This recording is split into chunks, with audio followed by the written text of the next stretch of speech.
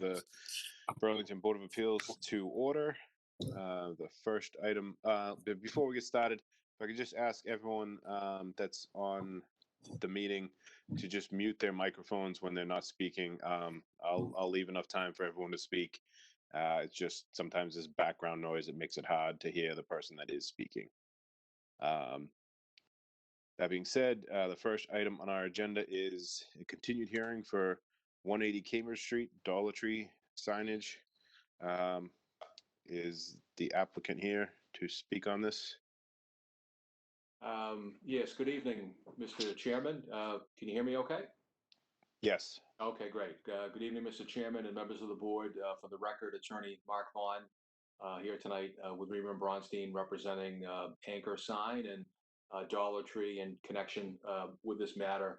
I have a couple of folks here that I'll introduce that may be speaking at some point, but Robin Gasser, who is with Dollar Tree, with their real estate group, and also Valerie O'Kane, who is with Anchor Sign Company. As the board probably knows, we were not present at your prior initial hearing on this matter, as it was handled by Harvey Sign, who is the local sign installer for Anchor Sign. However, we have had a chance to review the tape and better understand the request of the board as part of watching the rebroadcast of the meeting. So as we understood the request of the board at that time, it was twofold. First, there was a request to have us to consider reducing the overall size of the proposed sign to be more in keeping with the size of the sign that's up there today for Shaw's. I didn't introduce the building. I think everyone knows what we're talking about here, but it's the property at 180 Cambridge Street where Shaw's has their supermarket, and the space that we're talking about here is obviously the former Booz's liquor space, which has been vacant for quite some time. So, so the board had asked us if we could reduce the size of the letters, and also instead of the sign being stacked as it was originally proposed, to have it be in a more linear manner and consistent with Shaw's. So also it was asked if we could consider exterior illumination for the signage, consistent with some of the other signs that are in the town center area. The second request that had been made was to communicate with the landlord property owner, Shaw's, about apparently a unfulfilled condition that existed from quite some time ago regarding completing the side of the facade of the building along Cambridge Street. As I understand it, that condition was incorporated into 2003 decision that the board had when the original Shaw's signage was installed. So perhaps starting with the second issue first, I'm pleased to report that since the time of the meeting on September 15th, Dollar Tree has successfully communicated with Shaw's and the parent company Albertsons about addressing that item. And they have reached out and actually have signed a contract with a contractor to complete that work. I have a copy of the fully executed contract here that has been signed for them to go and complete as I understand it, would be doing the brick and the clapboard facade treatment on that Cambridge Street side of the building. So they've had numerous communications with the building department on it as well. And actually just got today, there's been a official building permit that's been issued by the building department to complete that work. So obviously that's taking place and will be underway. So with respect to the sign itself, was actually going to see if, I don't know who the screen sharing responsible party might be, but was going to see if maybe you could allow Valerie O'Kane to share the screen for a moment.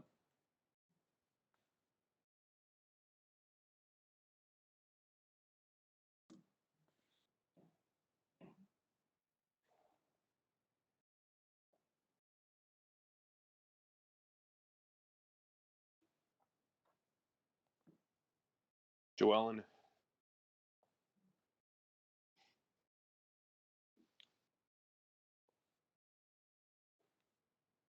She should be able to now.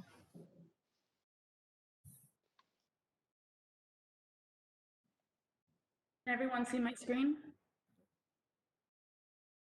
No, not yet. Not yet.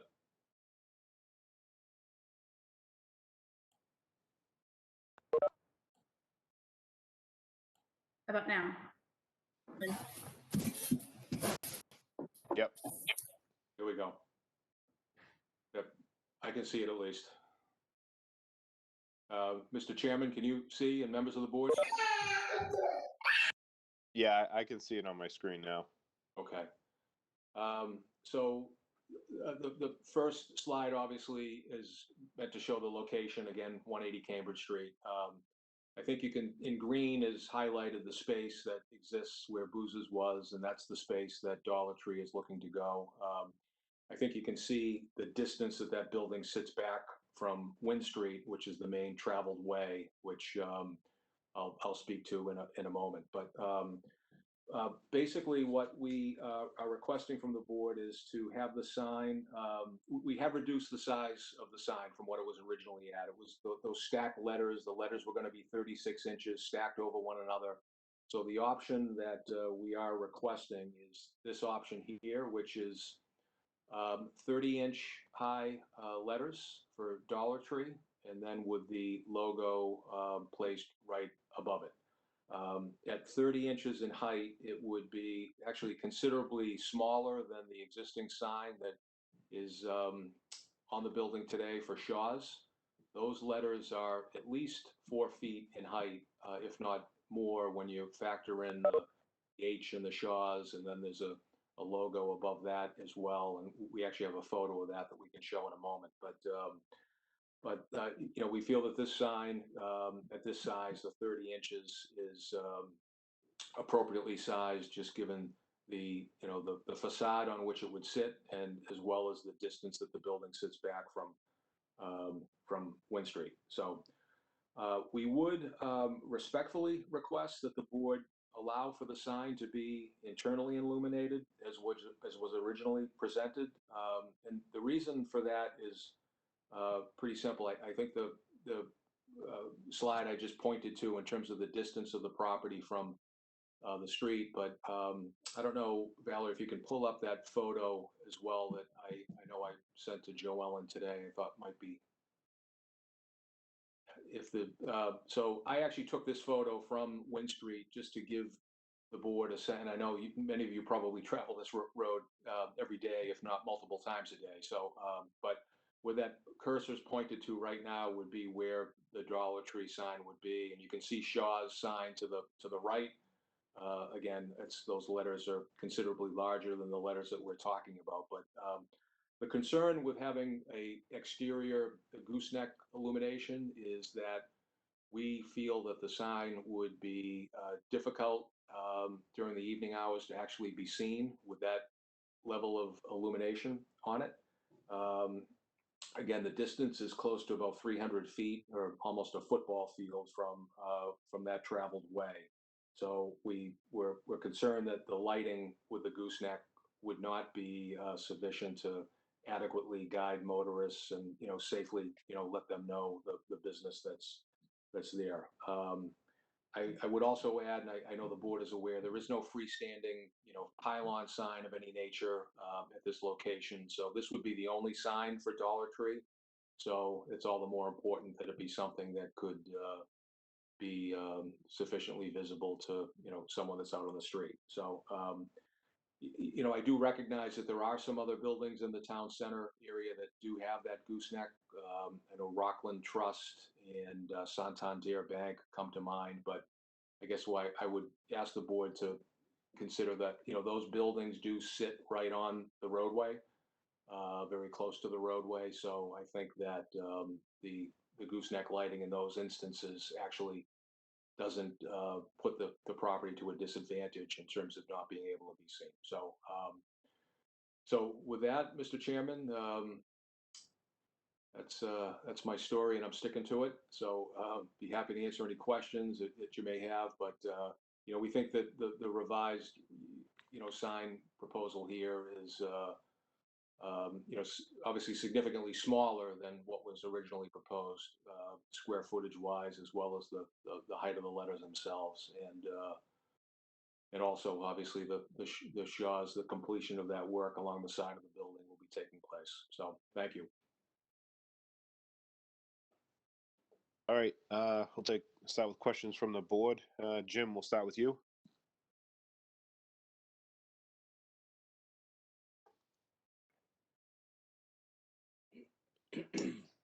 Sorry.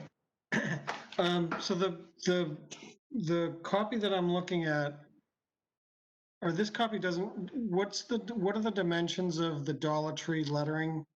The one I have, it says 24. Is that correct? Yeah, I apologize. A little bit of confusion.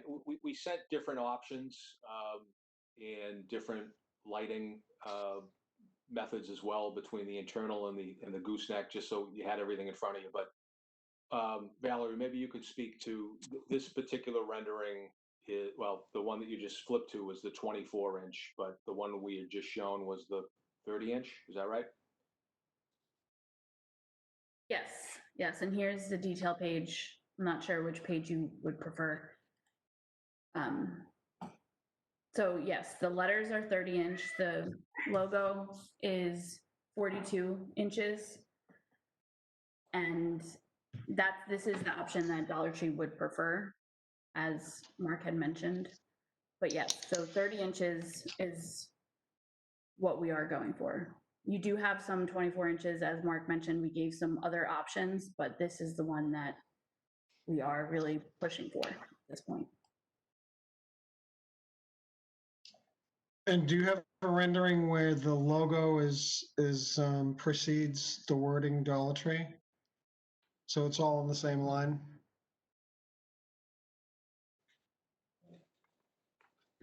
I do, get that open.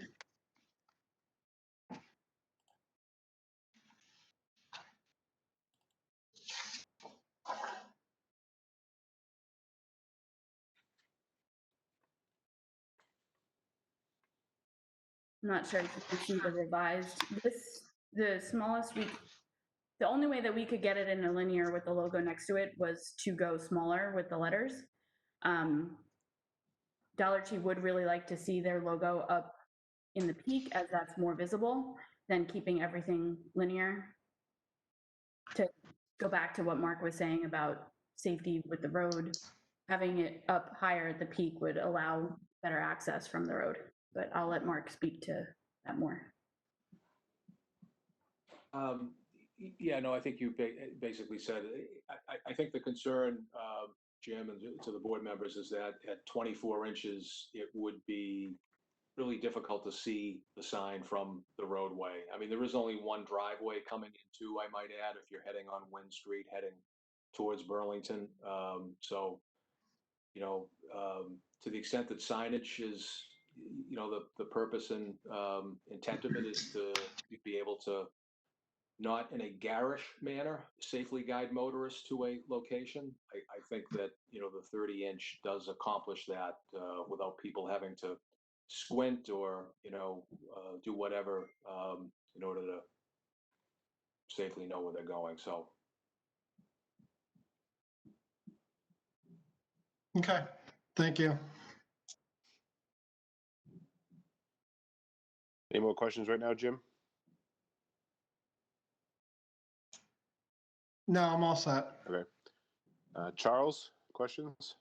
I don't have any questions per se. I do have a couple of comments. I definitely looking at the two options right now, the 30-inch and the 24-inch. I definitely like the smaller sign. I'm fine with the logo up top, the way it looks. And I think I'd be fine. I kind of agree that the channel lit letters are probably more appropriate for this area. The only thing, I think I said this in the last meeting, is I'd be looking for the lights to be turned on like an hour before opening and turned off an hour after opening, something like that. I don't have any other comments at the time. Dollar Tree does have a preset for their internally illuminated signs that it does turn off, I believe, an hour after the store closes. So it's just, the sign isn't going to be on all night. It's going to be on a timer. Okay, thank you. All right, Mark?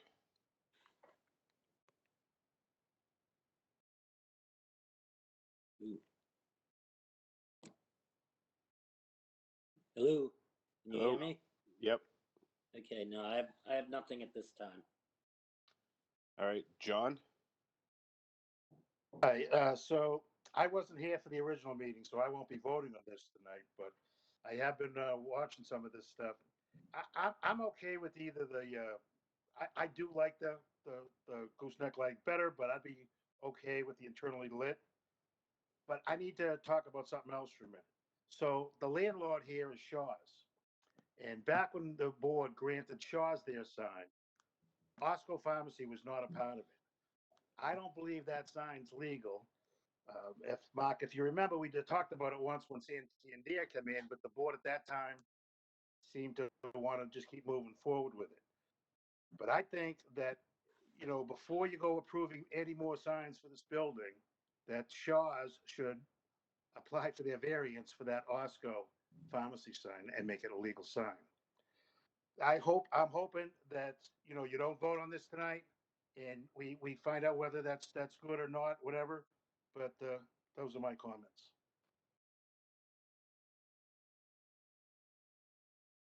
All right, thank you. Joe, comments, questions? My comment is on the 30-inch height and sign. It's still taking up the almost the whole facade in length. If you go down to the 24-inch letters, it reduces it just inside about 24 feet in length with the goose light net. And it shows 4 lights or it shows 5 lights with the medallion. So I think the 24-inch is more than sufficient with the 4 downlights, the gooseneck lighting, with the medallion, you know, above everything. That's my only comment.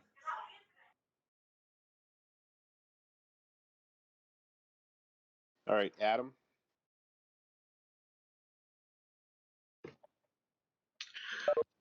So I would agree in that the smaller size I feel is more appropriate for the channel lit sign. I mean I would prefer the gooseneck lighting, but I mean if it's smaller, if it's on a timer, I mean I can see that there's been some effort made to mitigate light pollution and all that sort of stuff. Not at the moment do I have any more questions, but I would prefer the smaller size.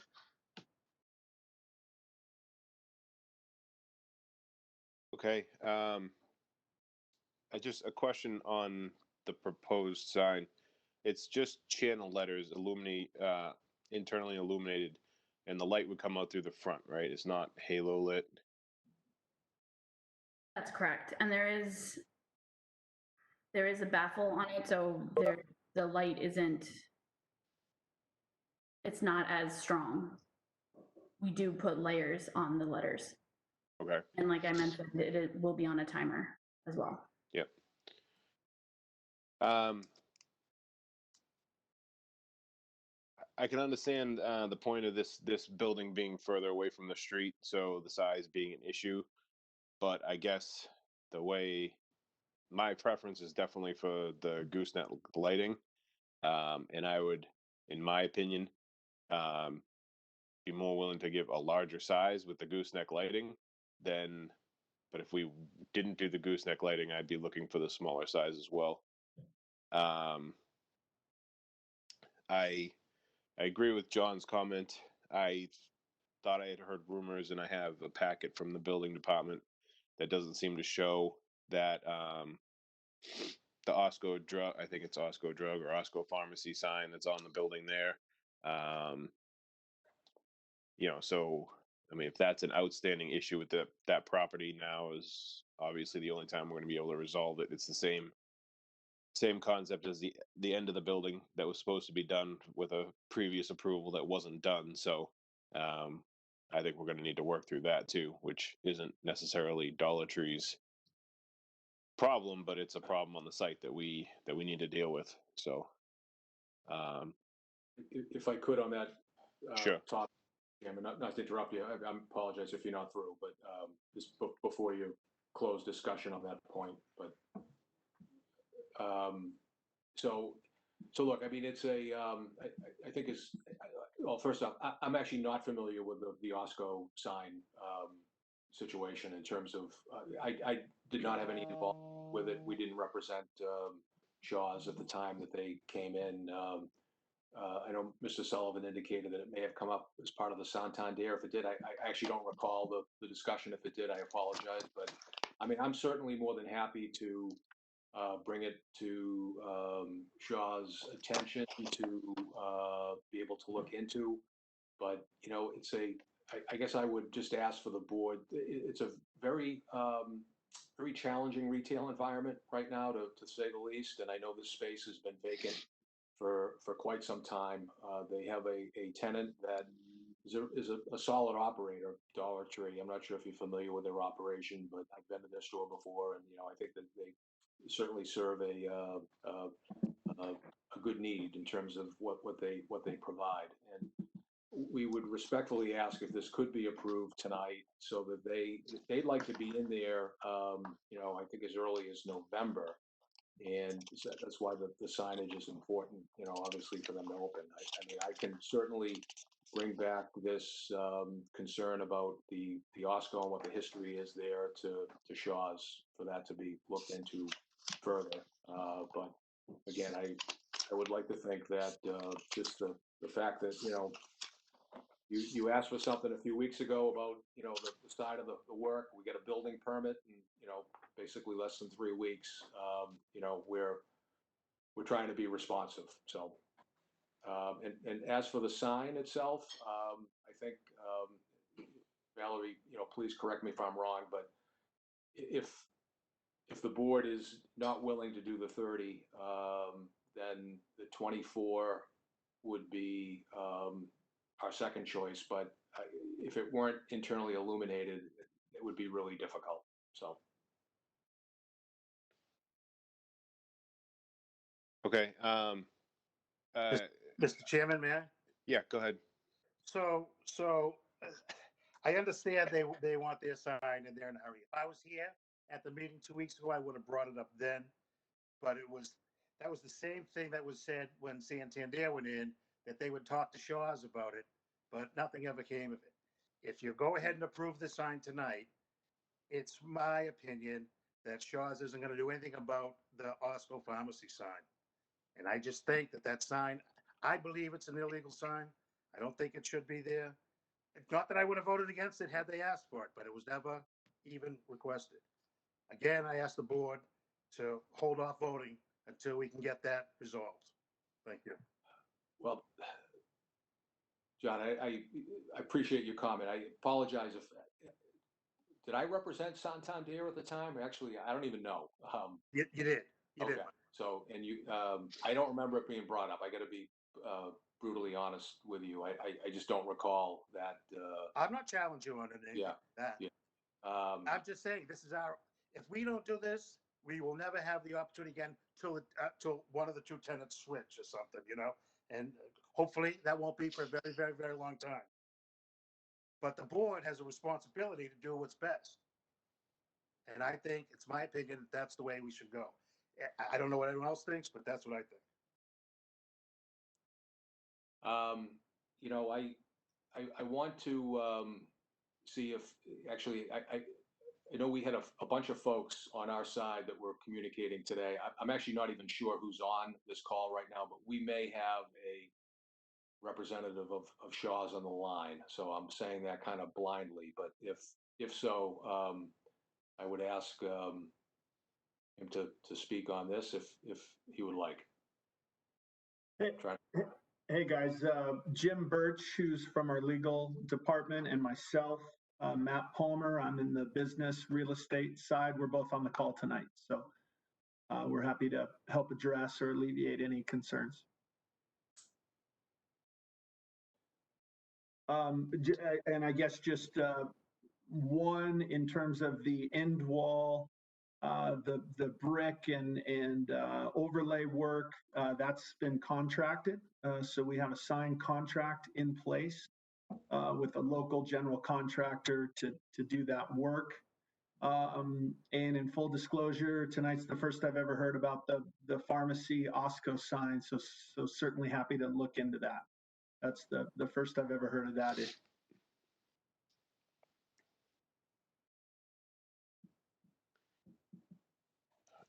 All right. For now, why don't we open it up to the public? We can come back to all the outstanding questions and issues. Is there anyone from the audience, from the public, that would like to speak on this, either in favor or against?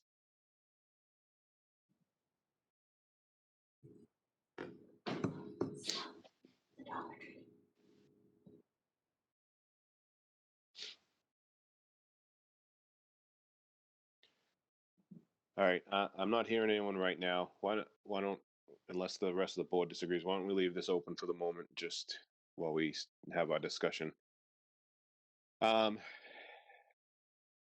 Personally, I think the moving forward with the end wall is a good start. It got left out there before, so I kind of have a sour taste in my mouth on that. I want to say, and I could be wrong, that I brought up the OSCO pharmacy at the last hearing, but maybe I didn't. Maybe I thought I brought up the question of it, but because I didn't know for sure. I agree with John. I think we could condition it that be resolved before this permit is granted by the building department, so that you don't need to then wait for us for that to be resolved and then come back and then wait the appeal period. I think we could do that, but I do think that John's right, that this is going to be our only bite at this apple, which is been I think that permit was granted in 2003, so this is a 17-year-old issue that we get a chance to resolve.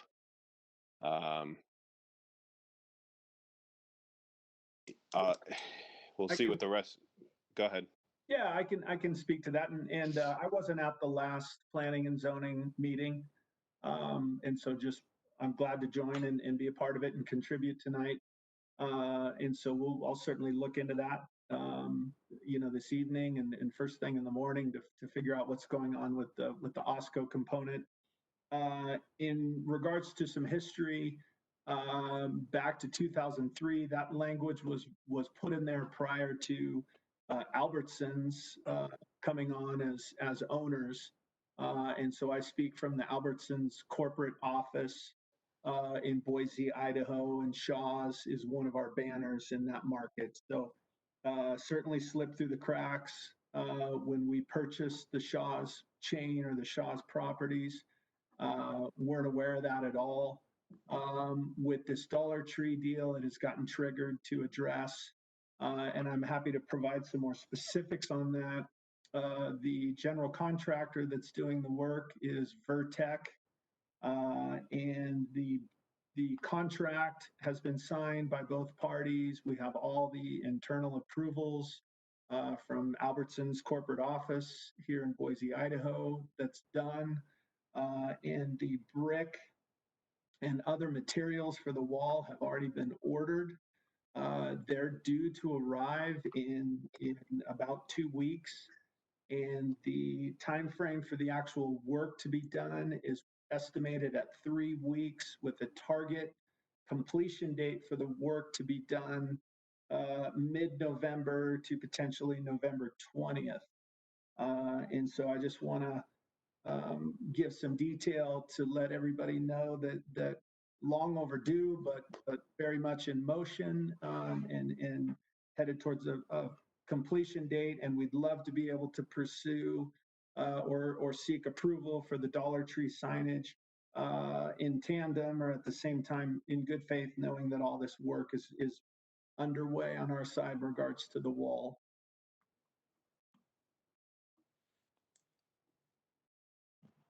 That doesn't resolve the pharmacy signage. Correct. That's something I can't speak to now until I find out from other folks internally what's going on with that. So I assure you, I'll look into that and can provide an answer to that as soon as possible, and love to get an answer to folks prior to the next PZA meeting. Well, we should be able to continue it to the next meeting then. Well, if I could, Mr. Chairman, I wouldn't be here asking unless there was a reason for it. Dollar Tree is very anxious to be able to get into the space and to go forward. I mean, look, you're hearing directly from Shaw's. They've got a contract signed and a permit issued to do the side. I don't think the Oscos thing, respectfully, Mr. Chairman, I watched the tape. I don't recall hearing the Oscos thing come up before, but it's come up tonight. You have our word. You've got Shaw's word that they're going to look into it, address it. I guess if it hasn't been properly approved in the past with the permit, then and something needs to be done with the building department or with your board to address it. I think I'm hearing from Mr. Palmer that that'll happen. So I guess I would just, look, I mean, this whole COVID thing is doing a number on retail right now. And I think the fact that there is a retailer that's actually looking to come into vacant space is, it's pretty important. So I guess I would just ask the board to consider the totality of the circumstances here and try to work with us, given, what we've been able to accomplish over the past few weeks. Yeah, no, I think, I mean, again, this is my opinion. I mean, Shaw's is saying that they'll look into it and that they'll resolve it. So I'm going to assume that if we were to condition it to say something along the lines of the signage at the Shaw's sign, previously approved Shaw's signs will be either made compliant with the original approval or will request a separate sign permit for the sign as existing prior to the issuance of a building permit for this Dollar Tree sign, which is going to have to wait 3 weeks for the appeal period. So I would assume that that could be resolved in that time. Yeah, no, I think that look, I mean, we feel comfortable if the board approves this tonight. Obviously, there's always an appeal period, but, I think to be able to get fabricating the sign so that we're not losing time to meet that November date is important. But so if you feel compelled to have, some type of a condition on there that, before I don't know if I understood you correctly, Mr. Chairman, but I think you're saying before the permit for the installation of the sign is issued, that there be, further communication regarding the I would Shaw's be sign? saying that there would be a resolution to the issue, either a permit to, either they would be taking down the Osco pharmacy part of the sign because that's the part that's not compliant, or they prove that it is compliant, or they file for a sign permit to make it compliant through this board. Okay, yeah. I mean, obviously, we wouldn't be able to have that hearing with the board before but yeah, I think that that's achievable. Is there anything in specific in regards to the OSCO sign that's a concern? Obviously, if we're missing compliance issues, paperwork, that's all got to be addressed. Well, Is there- what it is really is that the sign permit that was granted was just for the wording for Shaw's. There were some other smaller signs about, a bake shop, but it doesn't have the wording for Osco. I'm not sure exactly what it says, if it's Osco Drug or Osco Pharmacy. That wasn't included in the sign package that was given to the ZBA at the time, and so it wasn't approved, and it required a sign permit, a special sign permit at the time. So it's out of compliance only because it's not what was approved. And I think as John mentioned, he's not saying that it wouldn't, we wouldn't approve it. It's been there now. We're not saying that necessarily that you need to take it down. It's just it's not a legal sign because it was never approved. Gotcha. It's just kind of, in my opinion, straightening out the incomplete paperwork. Yeah, perfect. Well, thank you for the clarification of that, Mike. I mean, just for purposes tonight, to keep everything moving forward on these other tracks, as you have, my 100% word and assurance that we'll seek a resolution for that. Hopefully, that's just a matter of paperwork. If there aren't complaints or problems with the signage then itself, but we'll work through that. I will get that ball rolling tonight after this meeting. I'll send an email to the Shaw's maintenance, construction, property management folks, just to make sure that we figure out what's happening on that. And then just finally, in closing on my side, unless there's other questions, is as Mark brought up, the COVID situation, even pre-COVID, I've been at Albertson Shaw's now for about 5.5 years, and this space has been vacant, dark space in the center and in the community for quite a period of time, and we all know that vacant, dark retail doesn't do anybody any good, and so we've got a great retailer here that's ready to move forward in a COVID environment. And I appreciate everybody doing what they can to make that happen or help us make that happen. And we'll do everything on our side to make you guys happy. So. Thank you. No, Yeah. I think the board would agree that we'd like to see this space filled. Yeah, and hopefully the work and the progress we're making on the end wall overlay, and the fact that that's in motion speaks to this other OSCO sign issue. We'll get that done. Right. All right. Mr. Chairman, could I just, I want to make sure from Dollar Tree's perspective, I know that just shared an email with them. I want to make sure that the sign that we're proceeding with is correct in terms of the 24-inch as opposed to the 30 with the gooseneck. So I guess I will defer to Valerie or Robin or Steve but I just want to make sure before the hearing's closed here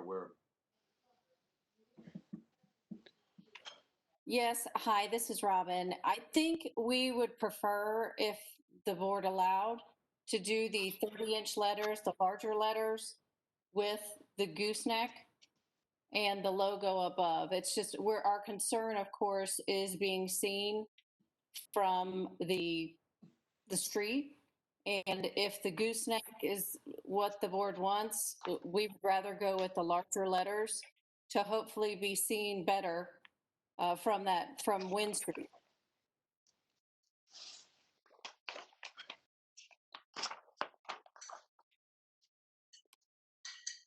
Okay. Do we have a specific plan number that represents the 30-inch lettering with the gooseneck lighting? I believe it's the one on your screen right now, the 30-inch Dollar Tree with the gooseneck. I do want to mention the goosenecks. There will be 2 additional to cover the D and the E, so the sign is fully illuminated. So I do apologize about that not being visible. Okay.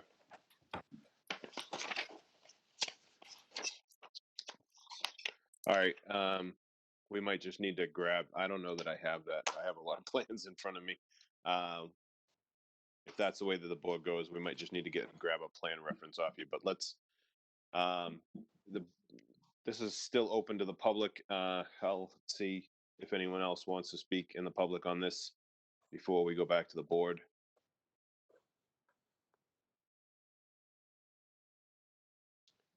Okay. Does the board have any more questions or comments before we close? I'm fine with the 30-inch gooseneck. And as long as Shaw's promises to make the OSCO sign compliant, I think as a condition, I don't know whether that can be done, but that's what I would ask for. I have nothing further. All right, we can take a motion to close then, and then we can have our final. Motion to close the public hearing. Second. Motion is made and seconded to close the public hearing for Dollar Tree. Roll call vote. Jim, Aye. Charles, Aye. Mark, Aye. Adam, Aye. and myself, aye. All right, any further discussion from the board? I think there's a few of us that are in agreement with the gooseneck lighting, and I am also all right with the 30 inches. I said I'd rather see a slightly larger size with the gooseneck. Anyone else have any comments on that and or conditions that we would want to place on this? So, and we're saying the logo will still remain at 42. That is correct.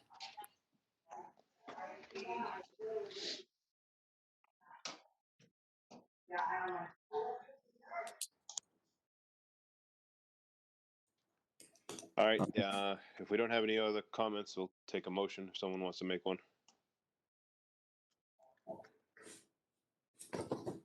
Make a motion to approve 180 Cambridge Street, Dollar Tree for a marquee sign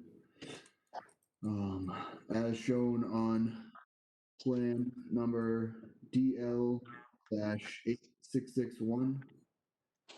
I don't see a date on there.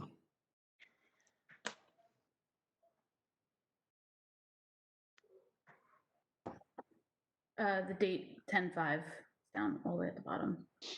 Oh, thanks. Yeah. 10/5/20. The lumens not to exceed 90 lumens per square foot. We don't have to worry about the gooseneck. And condition to have the facade work complete. And a condition to have the current Shaw's sign made compliant with the original decision, or to have Shaw's apply for a new sign permit to be issued. All right, Charles, just two comments. Do we want to just mention that it would be 6 gooseneck lamps as opposed to 4, as they commented on, just so that they know there's a difference to the plan? Yep, and to have 6 gooseneck lights instead of 4. Okay. Mr. Chairman, just a point of clarification on one of the conditions as it relates to the OSCO sign, pharmacy sign. So if it's determined that an application needs to be made to the ZBA, as long as the application is made, that would not hold up the installation of this sign. I want to be mindful of Dollar Tree's timing needs, that's all. But it sounds like that's what you're asking, is that, appropriate relief for it be sought from the board if needed. Yes. Yeah, that's my take on it. That's how I'm viewing it. That the application must be made. Yeah, I Okay. agree. Yeah, understood from Albertsons Shaw's. So thank you, everyone. Appreciate it. Okay, the motion has been made. Do we have a second? Second. Motion is made and seconded. We're gonna roll call vote. Jim, Aye. Charles, Aye. Mark, Aye. Adam, Aye. and I vote aye. 5-0-0. Thank you all for your time. Appreciate it. Thank you. Thanks. Thank you very much. Appreciate it, everybody. Thank you. Thank you. Okay, just before we get to the next hearing, I'm actually going to recuse myself from this next hearing. Charles will run the meeting. I will mute it until that item is over. Mark's going to read it into the record for us in a minute. I just So this is going to be, Joe, you'll be voting on this one. So Jim, Charles, Mark, John, and Joe will be voting on this one. Adam and I will not. So with that, I am going to turn it over to Charles for this one, and I will be back for the next one. Thank you, Mr. Chairman. Mark, can you read that into the record for us? Yes, sir. The petition of Edward Corcoran for property located at 3 Oak Knoll Road, Burlington, Mass, as shown on Burlington Assessor's map and parcel reference 16-361-0. The applicant is seeking a variance to construct an 8x12 shed. The plan was denied due to a violation of the Town of Burlington zoning bylaws, Article 5, Section 5.2. The proposed extent of the work is to be located on the right rear corner of the lot and shows it will be less than 15 feet required for the sideline and rear setbacks. Thank you, Mark. Is the applicant here to speak on the Yeah. application? I am here. My name is Edward Corcoran, and I am representing Manrico Federico, who is the property owner at 3 Oak Knoll Road. I'm an attorney practicing in Quincy, and I'm pleased to be before the board, actually for the first time. I appreciate the opportunity to be here. We think this is a fairly simple, straightforward, nothing simple in zoning, obviously, but a straightforward application for dimensional relief. We have filed with the application a copy of the certified plot plan, which shows the property as a pre-existing non-conforming lot from a dimensional perspective. This is an R20 zoning district with 20,000 square foot minimum lot size. The lot itself is 11,000 square feet. A fairly good sized lot, but still slightly more than half the size of the minimum lot size in the zone. Mr. Federico purchased the property a year ago this past June. There is a swimming pool in the rear left portion of the property behind the dwelling, which fronts on Oak Knoll Road.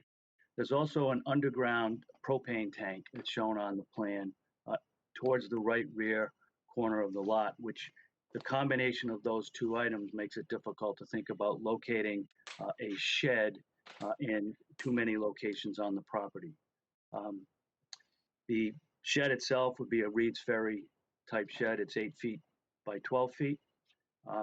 And I've provided with the plan a copy of a photograph of the right rear corner of the backyard, which is where Mr. Federico would propose to locate the shed. If you see on the plan, the shed is shown. It is in a corner that butts two property owners. One, Mr. Paul Gerard, and the other, Daniel Allman. We've submitted letters of support from each of those two property owners. You can see from the photograph that the location proposed is fairly heavily wooded with arborvitaes and other trees planted actually on the other property owners' properties. But it's an area that's somewhat invisible from those two properties. And as I said, each of those two property owners have submitted letters of support on behalf of Mr. Federico's application. The fact that there is an underground, a pre-existing underground propane tank makes it difficult to locate this shed any closer to the dwelling, further away from the property lines. And I think given the fact that there's support from the abutting property owners, that there's a reasonable standing here to grant the application as requested. With that, I would turn it over to the board for questions that you may have, and look forward to answering them to the best of our ability. All right, thank you very much. All right, Joe, do you want to start us off?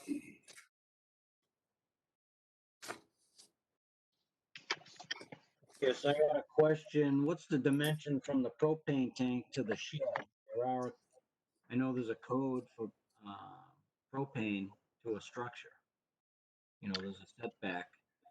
I believe the setback's 10 feet, but I don't see any dimensions on there. That's a good question. Manrico is on the call. I wonder if he has that information specifically. From the underground tank to the shed itself? Is that what you're looking for? Yes. It's approximately 3 feet.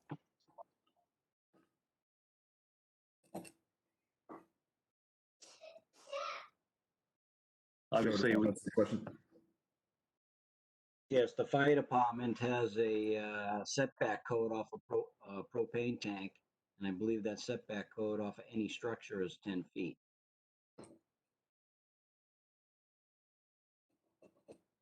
we'll have to check in on with the fire department. Yeah, I think that's, that'll be part of the building application process if they get through the zoning. Right. And I think it's possible to turn the shed by 90 degrees to facilitate that change in dimension. Okay, if you were to change that, the angle of the shed, would that decrease the variance that we'd have to give you for this? No, we're asking for relief on both dimensions, both the rear and the side lot line. I think the dimensional requirements are 15 feet in each case. We're within a couple of feet, 3 to 4 feet of each fence line. So typically when we approve, what I'm getting at is typically when we approve a variance such as this, we approve it to the plot plan. So you won't be able to move the shed if you'll have to come back, I guess, is my concern, I guess, with that. Understood.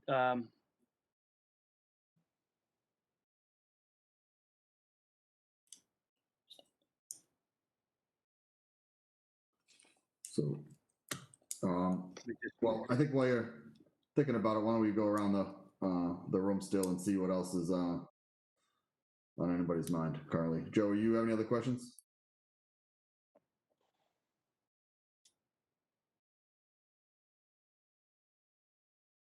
All right, how about Adam?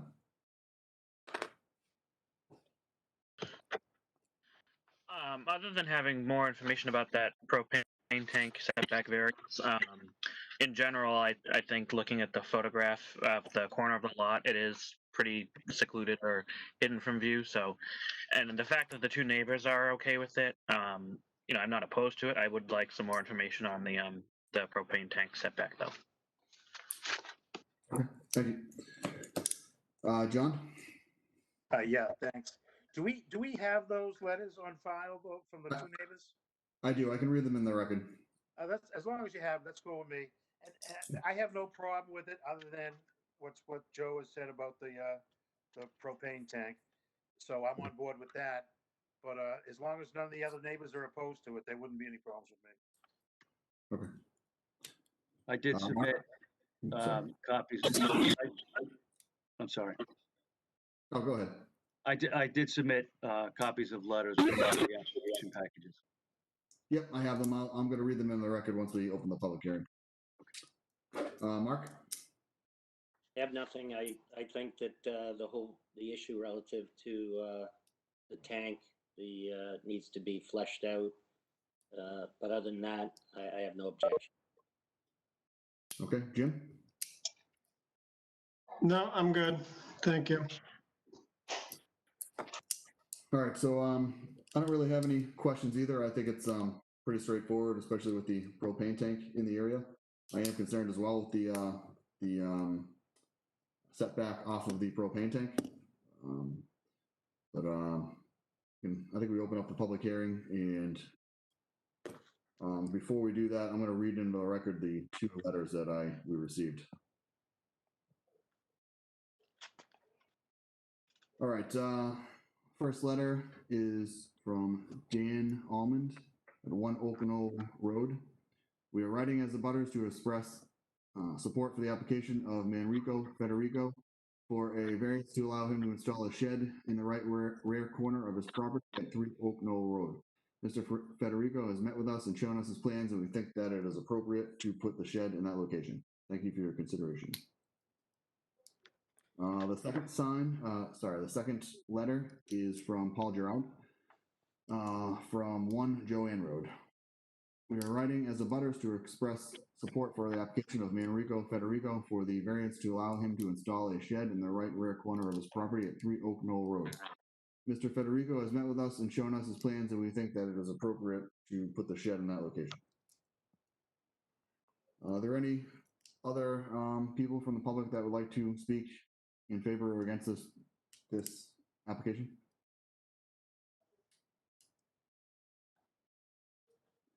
Hearing none, is there a motion to close the public hearing? Motion to close the public hearing. Second. Motion has been made and seconded to close the public hearing. Roll call vote.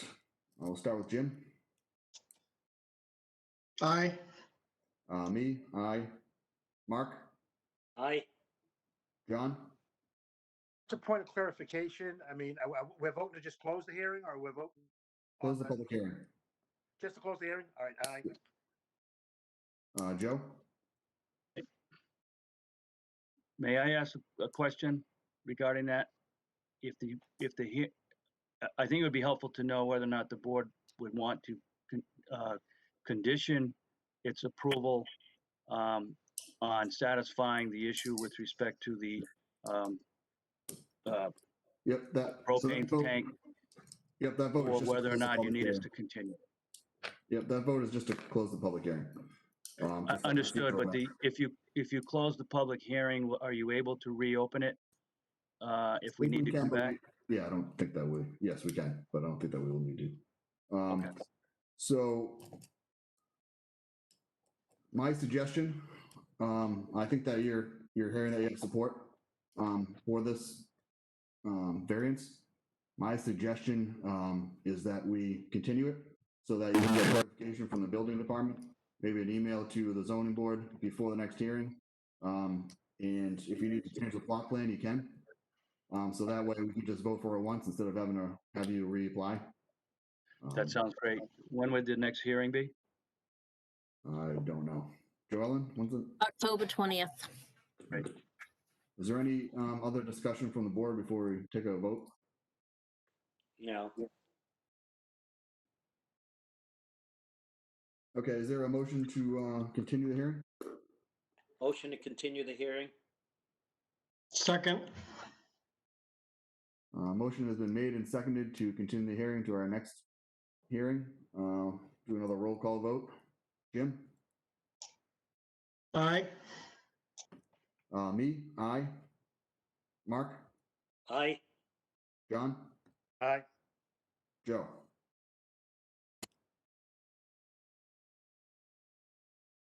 Joe, you there?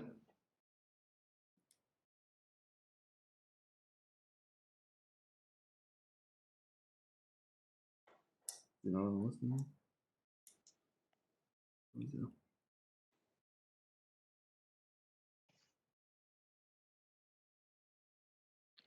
Mr. Courier, can you vote?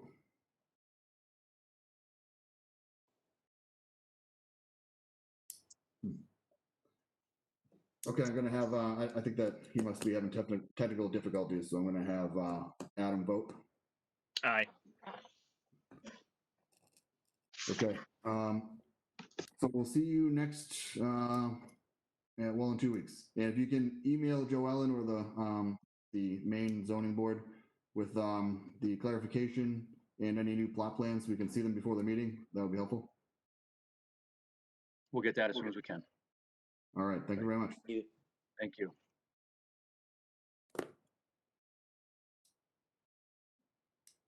Okay, Mike, I think we're ready for the next hearing. All right. Everybody hear me? Yes. Okay. All right, the next item on our agenda is a new hearing for 2 Sewell Street.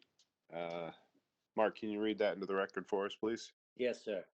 The petition of Laurie Glasser for property located at 2 Sewell Street, Burlington, Mass, as shown on the Burlington Assessors map and parcel reference 21-131-0 The applicant is seeking a variance to construct an addition to be 16 feet by 40 feet to be located off the left side and rear of the dwelling.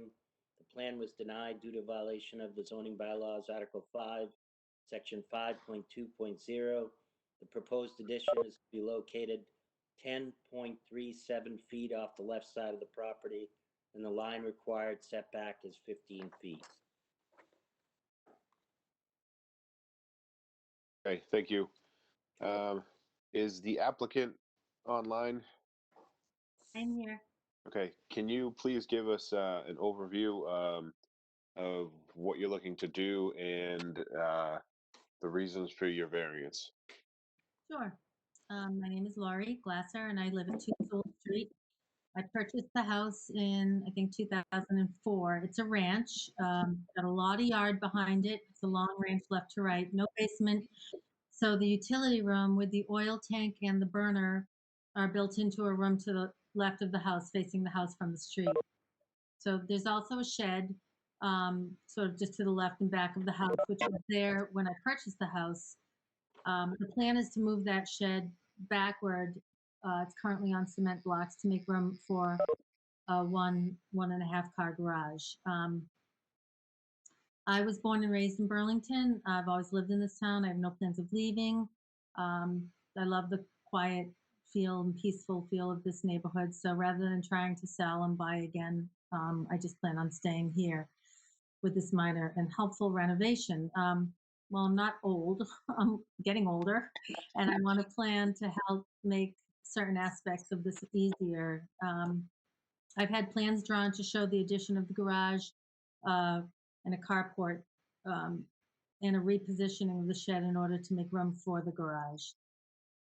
Part of the renovation would entail dismantling the partially covered ground level, falling apart porch deck in the back, with the roof of the garage expanded to cover that area, and with the construction of a new open deck in its place.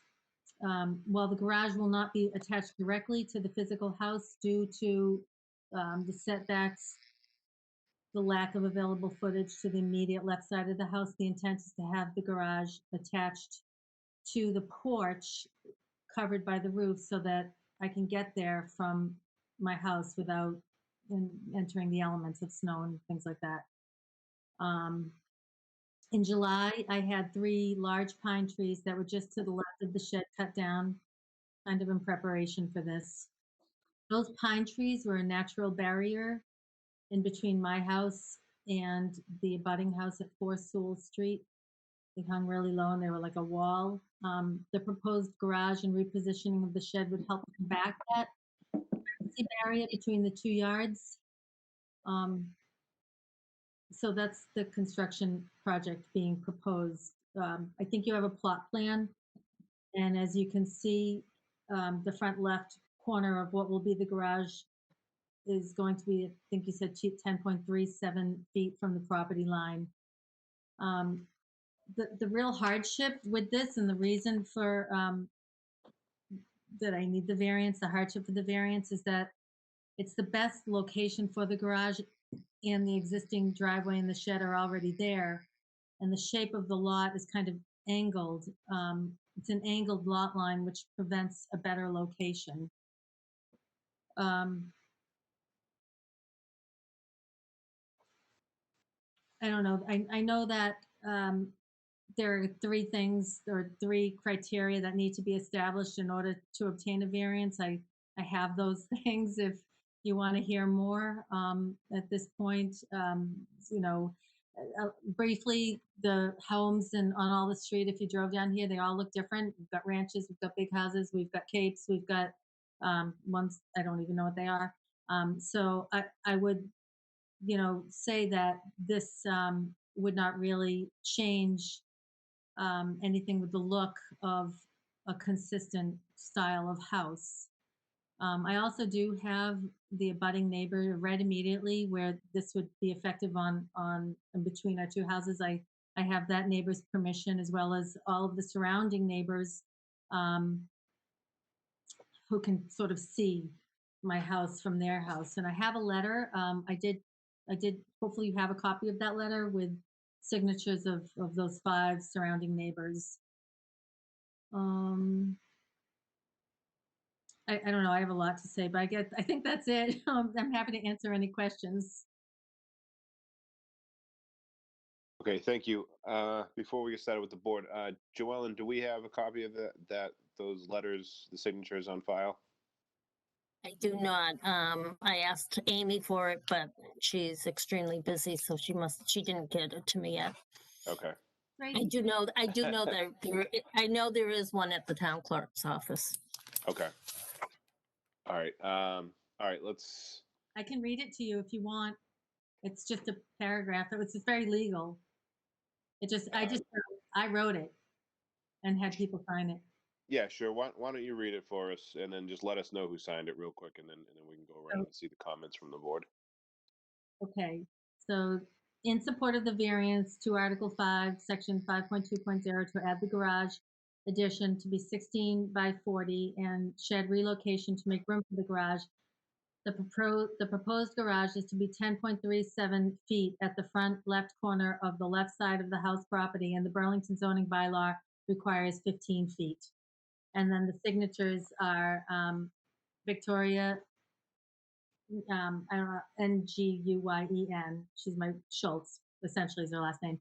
She's my next door neighbor at 4 Sewell Street. The 2 people who live at 15 Cedar Street, the Bryants. The Debbie Claire, who lives at 16 Cedar Street. It's a different road, but they all look at me because of where my house is. And then Susan Lavoy, who lives right across the street at 3 Sewell Street. There it is. Okay. Thank you. You're welcome. All right. Let's see what the board has to say for comments. Adam. My only question, I'm not too familiar with it myself. On the plot plan or on the map that we're given, there's detailed a drainage easement. Is there any sort of condition that comes in approving this on an easement? They're showing that easement's 10 feet off the property line, and they're showing the addition to be 10.4 feet off, so they're just outside that easement. Okay. So we should be all set there. All right. No other questions at the time. All right. Joe? No questions. Okay. John? Nope, I'm good. All right. Mark? I have nothing. Charles? I just have a quick question. Looking at the plans and looking at the most current plot plan, is the carport, is that part of the variance? Is that considered part of it? You asking me? Yes. Okay. I don't actually know the answer to that because it's just going to be, it's open right on my driveway. I built it into it. It's on there and it was submitted. I believe it's part of the variance because the square footage that they've submitted is 16 by 40. And my understanding is that includes the carport. The garage itself is 16 by 24. So Okay. I would say so the carport has it's got a roof over it and. it's gonna, yeah, it's a little different than the ones in University, which are flat roofs. It's gonna be more like the house. I wanted it to look more like the house, an extension of the house, so it looks pretty. Charles, I think I can clarify that too a little bit. I took a close look at that too. I had a question about that at first. So the smallest setback to the variance is actually the front corner of the carport. That 10.4 is the front corner of the carport. Okay. So I guess my question is, if you took the carport out of the equation, would you need a variance? You know? I don't know how to read the plan. Should I? I'm not sure. My understanding is that it was 10.37 off of the front left of part of the garage.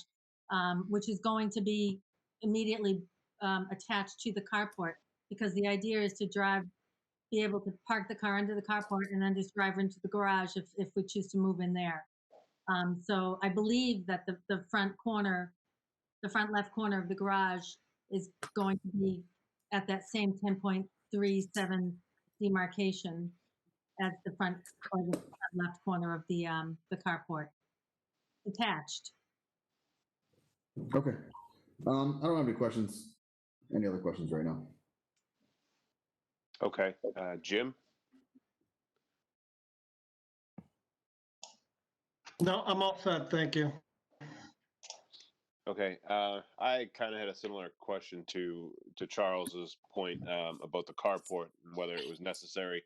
I did take a look at it a little bit. I don't know what the exact number is, but it would be less of a variance if she would still would require variance, but it'd be less of one if the carport wasn't there. So I guess my question would be, can you maybe just explain to us the need for the carport and the garage a little bit more? The idea is to, if there are two cars in the driveway, to allow the second one to be covered. I can't do a two-car garage. It would, I can't go 2 cars wide without going really behind my house or much further back. So we just wanted a second place to have coverage for a second car if there is the need for that, or to not have to pull into the garage every single time if we have a lot of things to carry, or whatever. I mean, there are various reasons why we wanted the carport.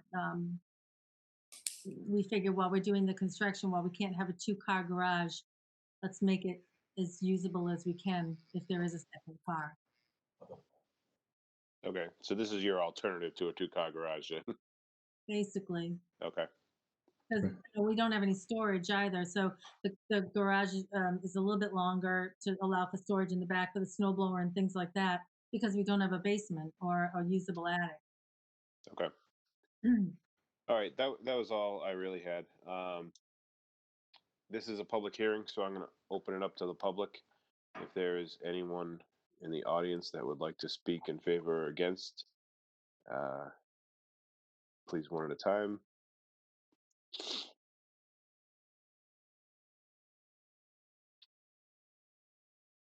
Okay, hearing none, I'll take a motion unless anyone has further comments before we close. Make a motion to close the public hearing. Second. Motion is made and seconded to close the public hearing. Do a roll call vote. Jim? Aye. Charles? Aye. Mark? Aye. John? Aye. And I vote aye. All right, any other questions or comments from the board before a motion? I do have one question. Is it possible to ask this to Lori after we close the hearing? Yeah, you can still ask her a question. She's the applicant. Okay. So from what I saw, it looks like on the side of the neighbor's house that directly abuts the side where this addition would be going, there weren't any windows or doors or anything like that. I have a chance to actually physically visit the property. I checked it on Google. But is it still the case that there's no windows that face that side? It wouldn't be like obstructing a view of a neighbor is my point, essentially. That is correct. They have the big thing in the back. There's absolutely no windows on that side. Thank you.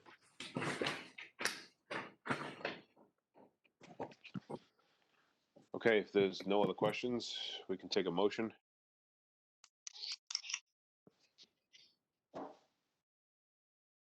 I'll make a motion to approve side variance for 2-stool as shown on sorry, let me bring it up one more time. plot plan dated 8/14/2020, and the plan submitted, the application. Second. Motion is made and seconded to approval of 2 Sewell Street. Roll call vote. Jim, Aye. Charles, Aye. Mark, Aye. John, Aye. and I vote aye. Thank you All very right, much. you are all set for your variance. Thank you. Appreciate it. Bye, everyone. Bye. Bye. Okay. Moving on to the next item on our agenda is a new public hearing for 75 Middlesex Turnpike signed petition for Karma Asian Fusion as advertised. Is the applicant online? Yes, we Yes, are. we are. All right. If you could please give us an overview of your permit request. Yes, we're opening a new location, and we would like to, we're redoing the front of the building. We'd like to put up our normal branding. We have 4 other locations throughout the state, and so in this case, normally our icon logo is next to the word comma, but because we put in this really nice entrance, we had to break these up. So building department felt that sign A was acceptable on normal circumstances, but he considered the icon sign B.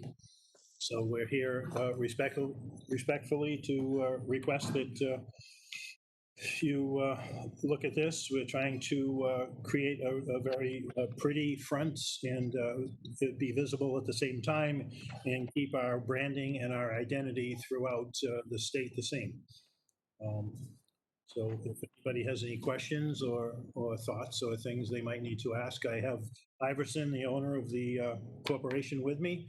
So we're prepared to discuss any issues you may have. At this point, I think we're on sign A. And sign A does normally work throughout the town, except because it's on this building, they said we had to come to you. Okay, thank you. We'll start with comments from the board. Jim, any comments?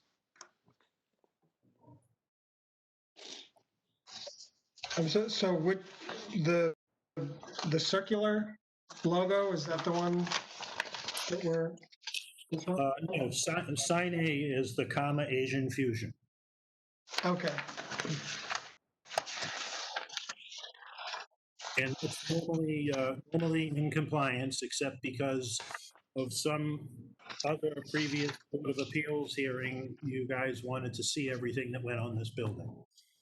So we have a letter from the building inspector that we gave to Joe Ellen that said that normally it would be accepted, except because of the previous Board of Appeals hearing. So is the sign lit at all? Yes, it's internally illuminated. Page 3 of your is which shows you a daytime and a nighttime view of your drawings. All of the drawings for both sign A and sign B have been approved by the mall management. We worked very diligently with them to come up with the proper size and the proper lighting that fits the rest of their motif that they're doing on the remodeling that they're doing. So the Asian Fusion is black during the day and it's going to light up white at night. It has a very mellow LED, so it's a very soft light. And Karma is red, and it will have a red LED, giving us a very deep red, not a very bright red.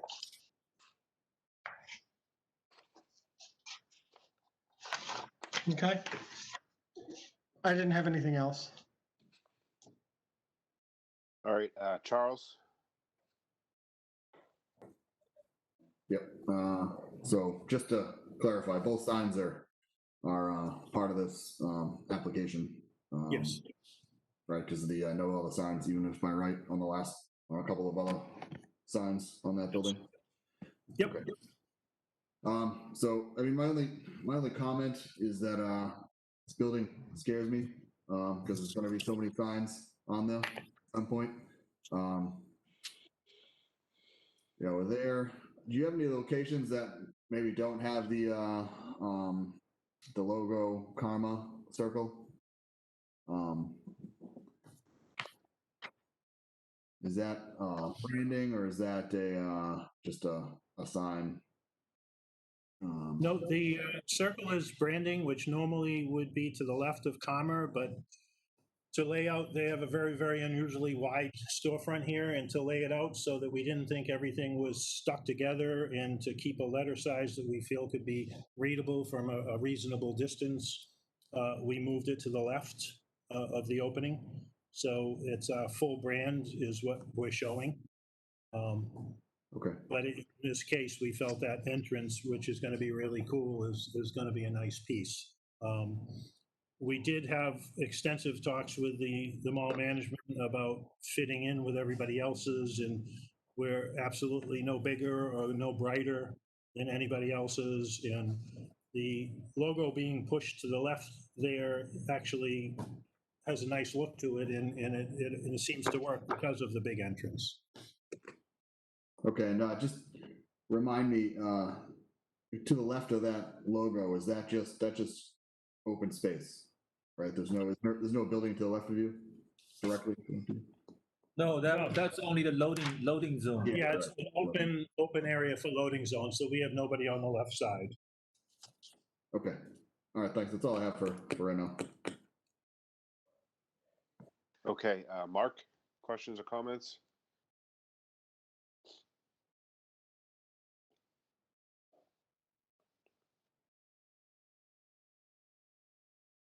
I think he's muted. Yeah, Mark, I think you're muted. Sorry. There you go. I was saying that I have no objection to sign A. I think that that looks appropriate for the facade.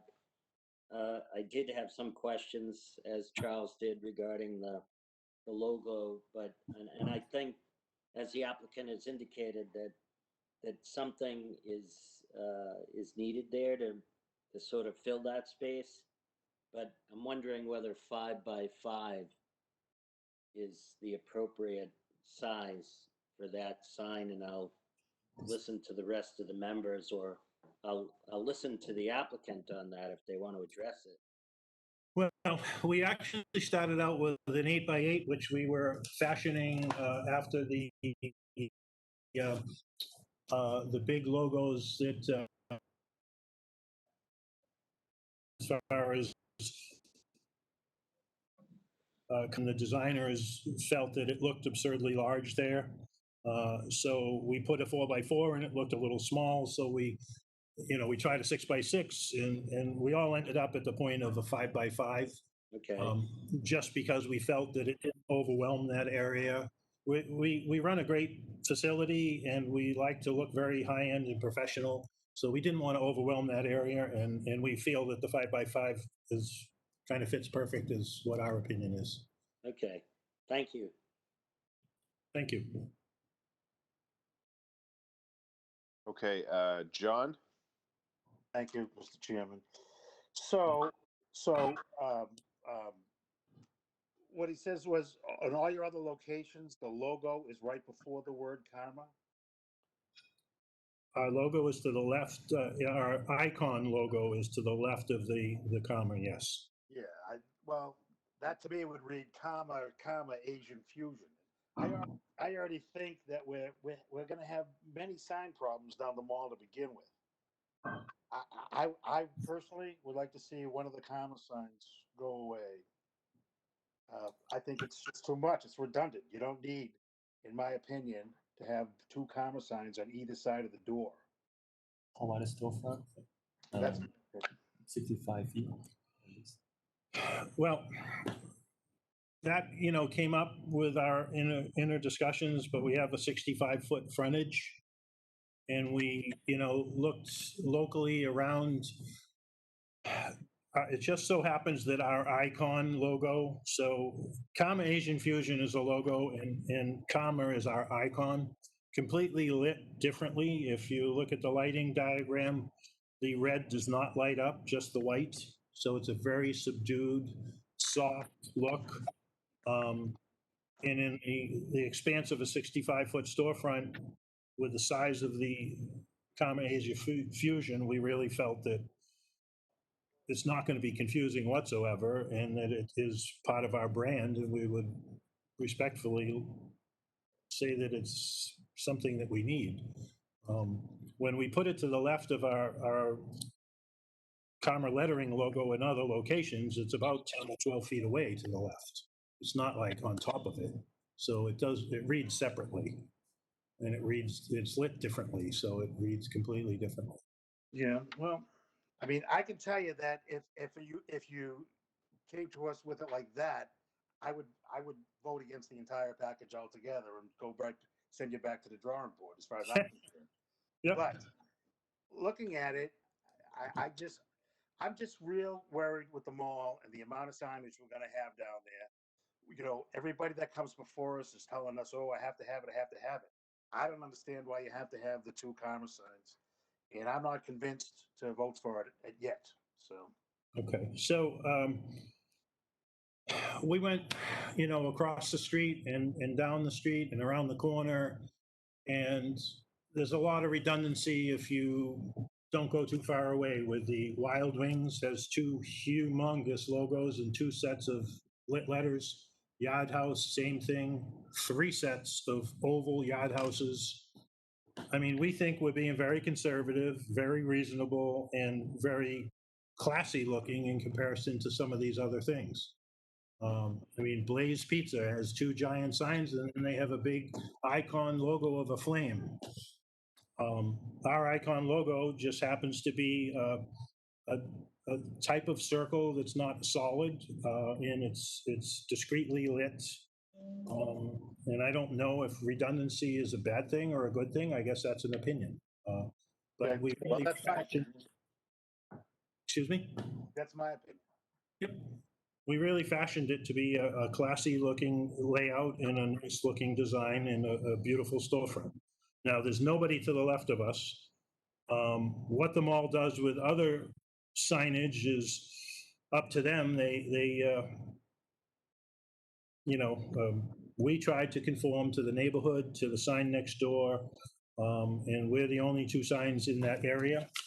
And then there's the entrance of the mall to the right. So we really feel that if you pull it up from there, it's going to be a little bit of an empty looking storefront design. It's going to change the whole look of the whole storefront. So that's where we're coming from with that. Hope that helps a little. Okay, thank you. Okay, Joe? No comment. All right, Adam? I would agree with some of the previous comments made about it having, the 2 Karma signs. I understand that the circle logo is branding, but taking into consideration that we're going to have the entire building's worth of signs, it is responsible, I think, to sort of make sure that we're not overloading this one building. I don't know if it's possible, if you would ever consider, keeping where it says the Asian Fusion and then potentially just having the Karma logo on the left side of the entrance, maybe because it's the only thing that says Karma, perhaps a little bit bigger. But that's what I have to say at the moment. The Karma circle would have to be so large, and it would be out of place if it was next to Asian Fusion in order for you to read it. So we respectively would say that Karma Asian Fusion is actually allowed throughout the town everywhere, and it's well below what the allowable square footage. And even with the second sign, which we're asking for, we're still below the square footage allowed throughout the town. So the round logo just doesn't work next to Asian Fusion because of this long, narrow storefront. The comma letters would be extremely small and almost not readable. So we definitely need to keep comma Asian fusion as a unit. And we really feel that there's not an issue design-wise, branding-wise, or size-wise with the other one. If you think that there is, then I guess we'll have to treat that one as sign B on its own. That's kind of why we put it in as sign A and sign B, because we really feel comma Asian fusion is necessary, that size and type, to be seen from the distance where we need to be seen from.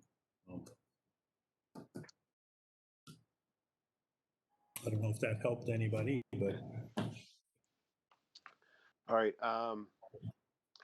With the joys of technology, I'm gonna see if I can share another screen I have up here.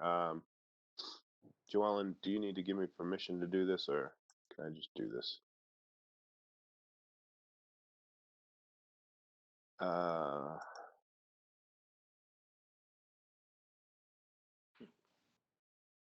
right, I think everyone can see my screen now. Yep. So Yeah, this is, in this location, we had to put it down to the bottom right because it was so far off the street, there was no place to put it to the left. okay. And do you know what the size of the logo is there? The circular logo?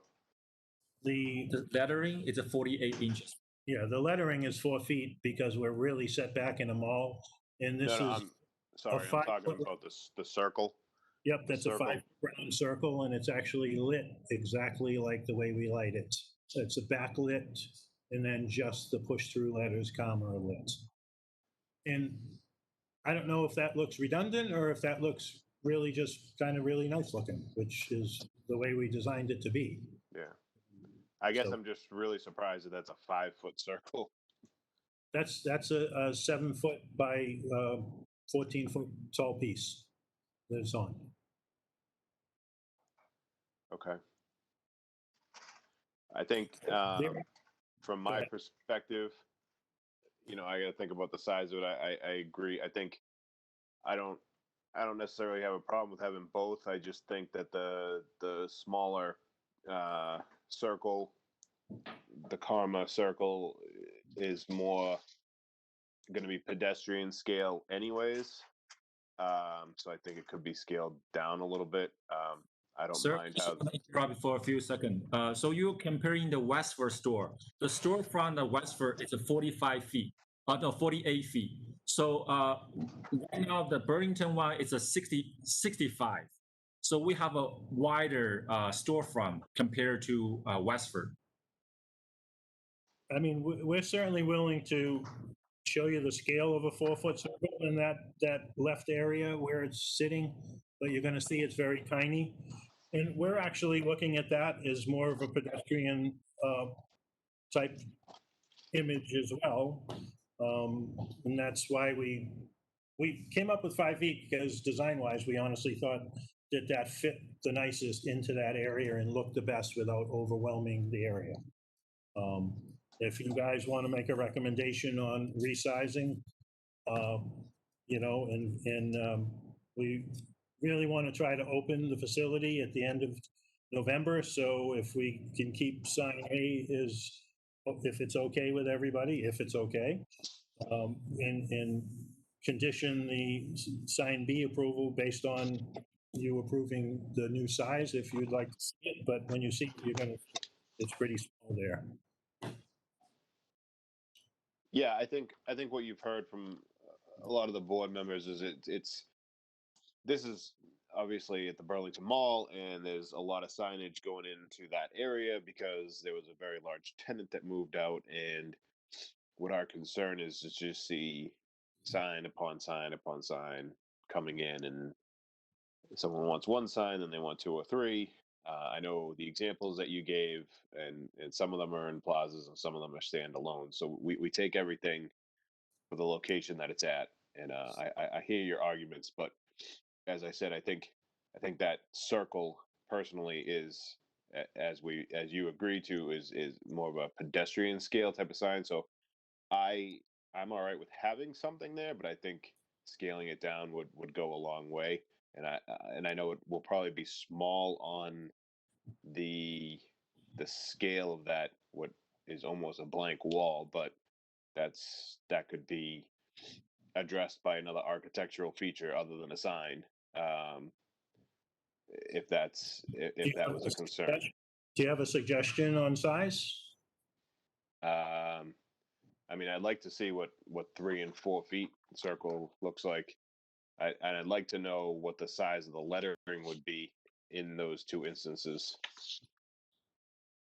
Okay. Yep. So we certainly want to work with you guys.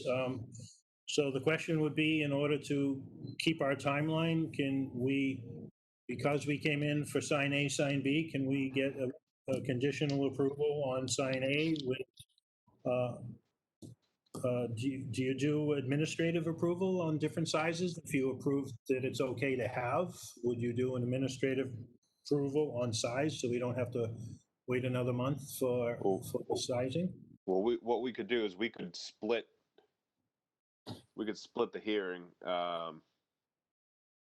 and we could split the decision so that we could approve sign A and then still have sign B continued to our next hearing. Obviously, that doesn't give you any guarantees on sign B, and once sign A is approved, there's no going back. Well, you could reapply, but No, sign A is what we really need to have. Sign B, we really would like to have, and I think, has anybody viewed the area? Because I know you're worried about like too many signs, but to the left of us, there's this giant wide open space where all the trucks drive in and out of. So, I understand the concern about over-signing. I actually value that opinion and appreciate it. Frank Pepe's got a heck of a lot of signage in that one little spot that he's got next to us, and short of that, there's not another store for, I don't know, 100 feet or so, or more. So I'm not sure that we're gonna be the guys causing the over signage.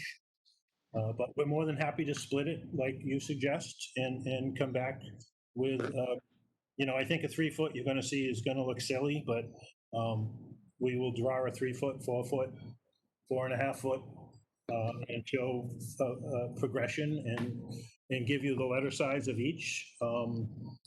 We'd be happy to do that. okay. Again, this is just me. On the smaller size, I would like you to maybe consider too that the placement might need to change and alter. Again, viewing this as a pedestrian, maybe if it's a smaller size, it's more closer to the door in scale instead of the center of that space. It might make that work a little bit. Just something to consider when you're looking at it, instead of putting a 3 foot circle or 4 foot circle in the exact same space. Yep, well, we'll bring it back to the design team that designed the front of the building and the entrance, and we can hash that back and forth and try to come to terms with a new look there. Okay. Okay. All right. Before I open this up to the public, does the board have any more thoughts on splitting or doing that or not doing that?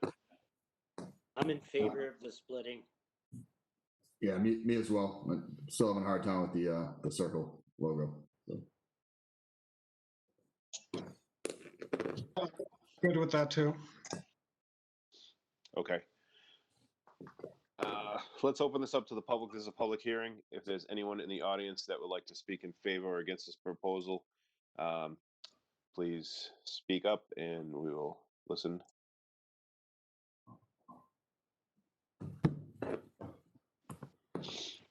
Okay, I'm not seeing anybody. So why don't we keep the public hearing open if we're going to split this and have more discussion on it at a next hearing. So I guess we need to take a vote to split, right, Joellen? All right, I'll take a motion. I'll make a motion to split Karma Asian Fusion to two applications, sign A and sign B. Second. Motion is made and seconded to split the signage for Karma Asian Fusion to two signs, sign A and sign B. Roll call vote. Jim, Aye. Charles, Aye. Mark, Aye. John, Aye. and I vote aye. All right. Do we want to get the easy one out of the way and continue sign B? Sure, I'll make a motion to continue sign B for Karma for next hearing, which I don't remember the date. I apologize. October 20th. October 20th. Second. Okay, motion is made and seconded to continue sign B. Roll call vote. Jim, Aye. Charles, Aye. Mark, Aye. John, Aye. and I vote aye. All right. So sign A.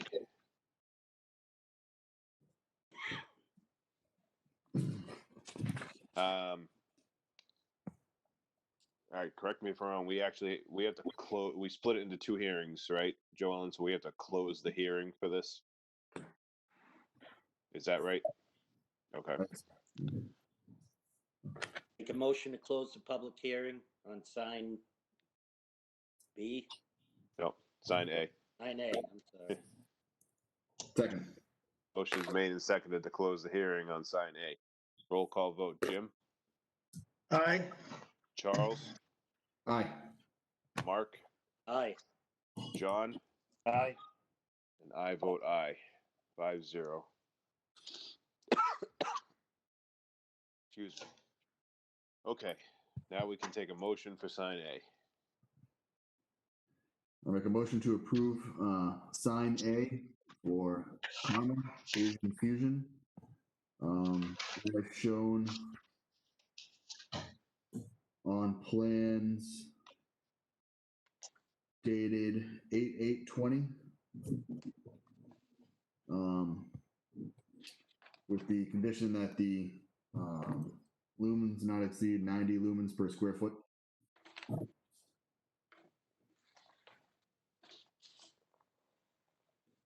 Motion is made. Do we have a second? Second. Second. Motion is made and seconded. Roll call vote. Jim, Aye. Charles, Aye. Mark, Aye. John, Aye. and I vote aye. 5-0. Okay. Thank you, so, Mr. Chairman. Yeah, we will see you at our next hearing. If you could please try to submit the drawings in advance to Joellen, so she can get them out to us, that would be great. 2 or 3 days, you'll have them, Joe Ellen. Thank you very much, everybody. Appreciate it. You're welcome. Thank Have you. a- Thank you. Okay, bye now.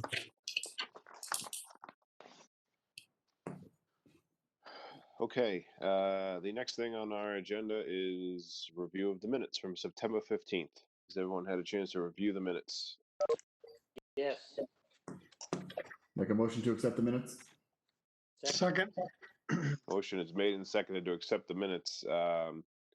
Roll call vote. Jim, Aye. Charles, Aye. Mark, Aye. and John, you weren't here, so I think we're on Adam, Aye. and I vote aye. 5-0. Does anyone have any new business? No. Okay. Make a motion to close the public hearing. Second. I'll Motion make to a motion adjourn. Sorry, yeah. Got a lot of motions today. All right, the motion has been made and seconded to adjourn. All those in favor, Jim, Aye. Charles, Aye. Mark, Aye. John. Sorry, I didn't hear you, John. Aye. Okay, and I vote aye. 5-0. Joel, tell me we're still on for live next meeting. We are still on for live. They want to postpone it again. So October 20th, we will be live again. Remote, you mean? I mean remote, yeah, I'm sorry, remote. Okay. And then hopefully, we only have the two